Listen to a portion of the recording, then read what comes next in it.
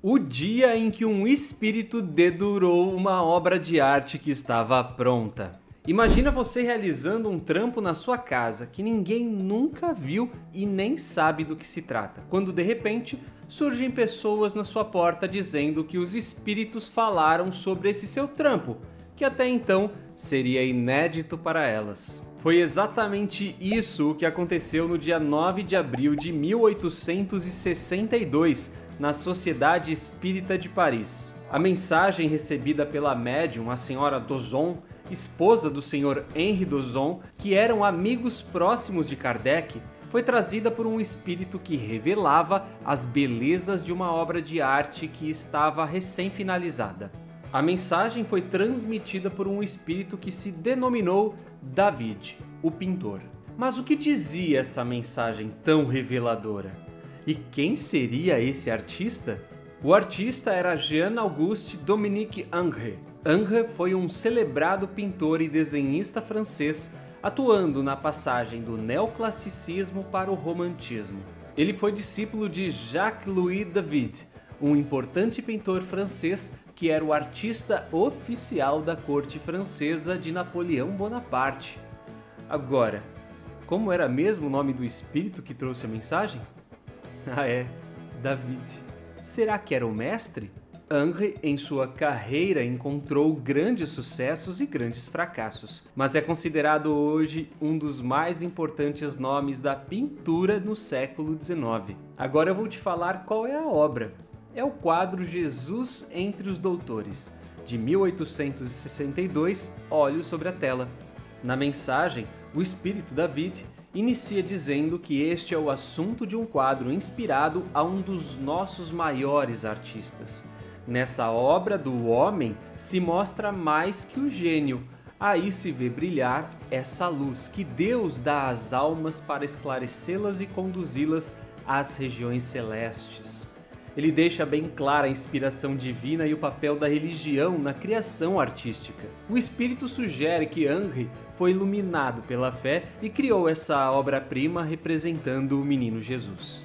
Alguns pontos principais da obra é como a inspiração divina é uma fonte de criatividade, como a religião auxilia como guia e iluminação para o ser, como a arte é um meio de expressar a espiritualidade e o impacto da arte na humanidade, levando as pessoas à reflexão e à fé também.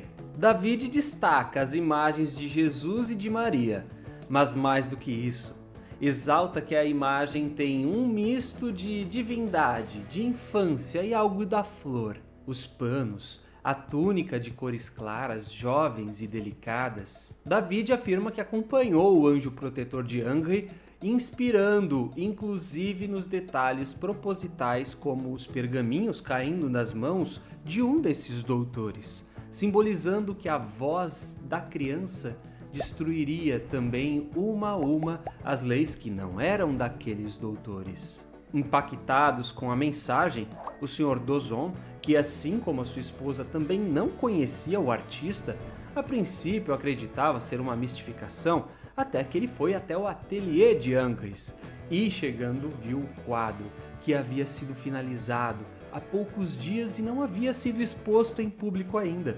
Dozon ficou em choque porque os detalhes mencionados estavam lá, a cepa da vinha, os pergaminhos caídos ao chão. E durante a exposição da obra, os membros da Sociedade Espírita de Paris ficaram admirados. Curiosamente, Ingres, que tinha 83 anos quando o quadro ficou pronto, reconheceu que não estava na sua melhor forma física e que começou ele pela arquitetura do ambiente, coisa que não era do seu feitio, e só depois incluiu as personagens que surgiram, segundo ele, sem qualquer premeditação. Independente da religiosidade, é bacana percebermos como a espiritualidade superior age sobre o artista, oferecendo pura inspiração para que as obras tenham beleza e harmonia simples, que toquem o coração e a alma das pessoas e, claro, essa mesma espiritualidade censura também a exaltação dos sentimentos materialistas e o mau gosto nas artes. Hoje esta obra está exposta na cidade de Montauban, no Museu Henri Bourdelle.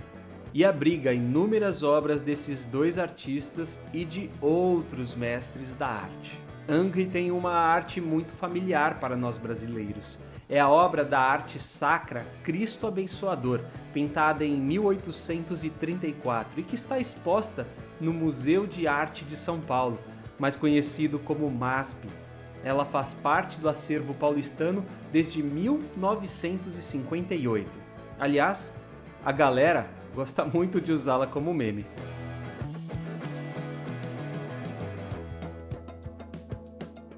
Tem um outro detalhe que a gente pode estranhar, que é a imagem do menino Jesus de pele e cabelos claros. A representação de Jesus como branco nas artes sacras é um tema complexo e carregado de muita história, de cultura e, infelizmente, também de preconceito. Mas é importante a gente ressaltar que essa representação não é universal e nem historicamente precisa. Aliás, a primeira representação conhecida de Jesus Cristo data do século III e está localizada nas catacumbas de São Pedro e Mariano, lá em Roma. Essa representação é uma pintura mural conhecida como Cristo como Bom Pastor ou o Bom Pastor. Essa imagem mostra Jesus como um jovem sem barba, vestido com uma túnica e segurando uma ovelha sobre os ombros, simbolizando seu papel como guardião e protetor de suas ovelhas. Mais recentemente, ficou popular a imagem de Jesus pintada pela jovem prodígio estadunidense Akiane Kramaric, que aos 8 anos de idade disse ter pintado a verdadeira face de Jesus no quadro O Príncipe da Paz. Segundo ela, sua arte é inspirada nas visões do céu, bem como em sua ligação com o Criador. Ainda no Espiritismo temos o retrato de Maria através de Chico Xavier. Na noite de 1º de dezembro de 1984, o Espírito Emmanuel ditou por intermédio de Chico um retrato falado de Maria de Nazaré ao fotógrafo Vicente Dávila de São Paulo. Esse trabalho foi realizado aos poucos nos meados de 1985. E depois de mais de 20 contatos com o médium mineiro na capital paulista.